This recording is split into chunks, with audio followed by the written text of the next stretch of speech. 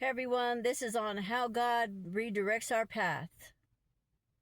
Got a lot of videos today, so I am going to give you a scripture. Just one scripture for now. 1 Peter 4:11. So, when God redirects our lives, when he directs our paths, when the Lord allows things to be taken away, when he dries up provisions temporarily. See, the Lord will dry up provisions temporarily in a place or make you uncomfortable and feeling like you're not supposed to belong in that place, and that's because you don't belong in that place anymore. He needs you to move to a different territory or a different position, etc. This is for work, this is for living, this is for even where the city or state or what have you you're living in, okay? This is all this. So when he redirects you and takes these provisions away, he dries them up temporarily. God is telling you it's time to leave, and you need to seek him and ask him where you're supposed to go, or what job you're supposed to go to next, or when you're supposed to give your 2 weeks notice or quit, on the spot, or whatever God is telling you to do. Do not do this without God. Never do anything without God. Pray about everything, over everything, for everything. So, in this, he brings us to Elijah and Job. In the Elijah and Job season, what did he do? He dried up their provision, took everything away. He allowed the enemy to sift him, just in order to exercise Elijah and Job's strength and patience and waiting, learning to wait on the Lord and press into him and hear his voice correctly. Now, granted, just like there was opposition, there will always be opposition in our prayers from the enemy, because the enemy doesn't want to see those prayers granted. He doesn't want to see those blessings come to us. So the enemy, there's opposition, multiple opposition of the enemy here. So with that being said, when provision dries up, the Lord may be telling us to move on to something else or somewhere else or someone else.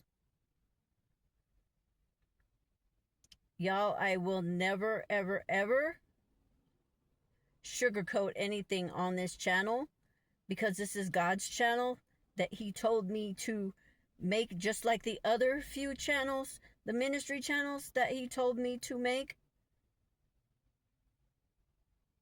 This is my personal channel, and I've just chosen to do ministry through this channel since we have the most viewers on this channel. But eventually I will start going back to the ministry channels in which we don't have many viewers. That way I could start going live on that channel and making sure that the ministry grows, because God is really working hard on people's ministries that he gave them. He's working with them. And with that being said, I am one of those people that will eventually be going full-time ministry. Okay? So, with that being said, God will bring provision through the followers, through subscribers, etc. So I am not worried about that. I'm just letting you know where I'm at this point. Okay? So with that being said, let me finish this off. Elijah, the brook dried up for Elijah. Provision dried up. And it was time for God to talk to him. So once that brook dried up,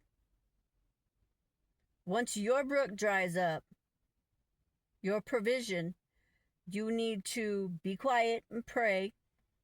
Don't freak out. Just be quiet and pray. And boy, I'm learning this too, so I'm in there with you. And stop and listen to his voice. Ask for your ears and eyes to be open and your heart softened for God to show you what it is.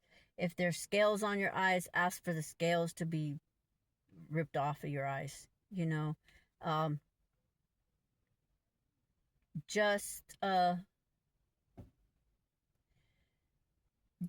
basically, I don't know how to say this. Lord, help me say it.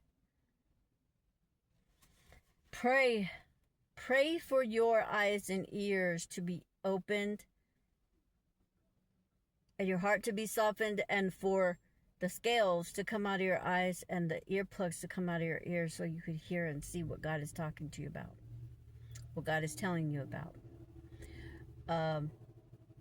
You need to be silent and read your word and pray, and you just need to be good. You need to be good. So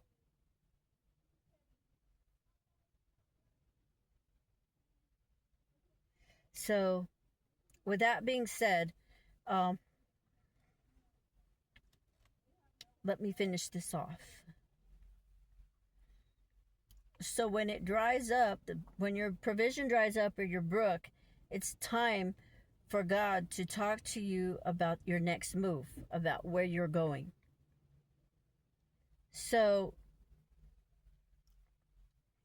you must listen. And that's why I gave you 1 Peter.